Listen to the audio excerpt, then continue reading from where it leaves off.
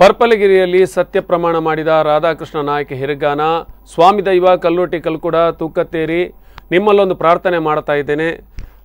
ನನ್ನ ಮೇಲೆ ಯಾರೋ ಅಪವಾದ ಹಾಕಿದ್ದಾರೆ, ನಿಜವಾಗಿ ಇದನ್ನು ನಾನು ಮಾಡಿಲ್ಲ, ಇದು ನನ್ನ ಫೇಸ್ಬುಕ್ ಖಾತೆ ಹ್ಯಾಕ್ ಆಗಿತ್ತು, ಇದರಿಂದಾಗಿ ಅಂತಹ ಪೋಸ್ಟ್ಗಳು ಬಂದಿದೆ, ನಾನು ಸೈನಿಕರ ಮೇಲೆ ಯಾವುದೇ ರೀತಿಯಾದಂಥ ಆಪಾದನೆಗಳನ್ನು ಹಾಕಿಲ್ಲ, ದೇಶದ್ರೋಹದ ಕೆಲಸವನ್ನು ನಾನು ಮಾಡಿಲ್ಲ, ಆದ್ದರಿಂದ ನನ್ನ ಮೇಲೆ ಯಾರು ಆಪಾದನೆ ಮಾಡಿದಾರೋ ಅವರನ್ನು ನೀನೇ ನೋಡ್ಕೋ ಅಂತ ದೈವದ ಮುಂದೆ ಅಂಗಲಾಚಿದ್ದಾರೆ, ಪ್ರಮಾಣ ಮಾಡಿದ್ದಾರೆ.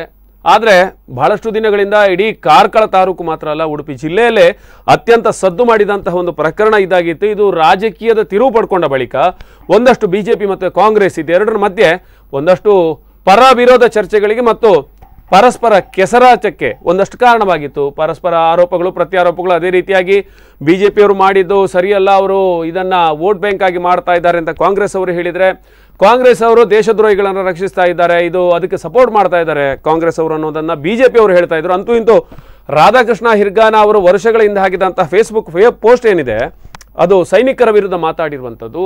ಆ ಒಂದು ಪ್ರಕರಣ ಬಹುಶಃ ಮತ್ತೆ ಜೀವ ಪಡ್ಕೊಂಡು ಒಂದಷ್ಟು ಗಲಾಟೆಗಳಿಗೆ ಮತ್ತು ಒಂದು ವಿರೋಧಾಭಾಸಗಳಿಗೆ ಕಾರಣ ಆಗಿತ್ತು. ಅದೇ ರೀತಿಯಾಗಿ ಕೊನೆಗೆ ದೈವದ ಮೊರೆ ಇಡುವಂತಹ ಒಂದು ಸ್ಥಿತಿ ಕೂಡ ಬಂದಿತ್ತು. ಇತ್ತೀಚೆಗೆ ತಾನೇ ಒಂದಷ್ಟು ಜನ ಕಾರ್ಕಳದ SI ಪರ ನಾವಿದ್ದೀವಿ ಅಂತ ಒಂದು ಪೋಸ್ಟ್ಗಳನ್ನು ಹಾಕ್ಕೊಂಡಿದ್ರು.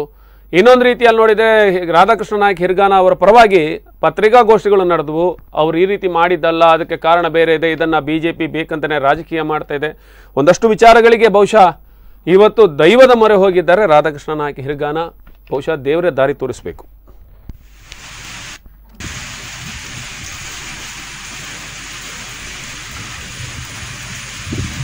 ಸ್ವಾಮಿ ದೇವ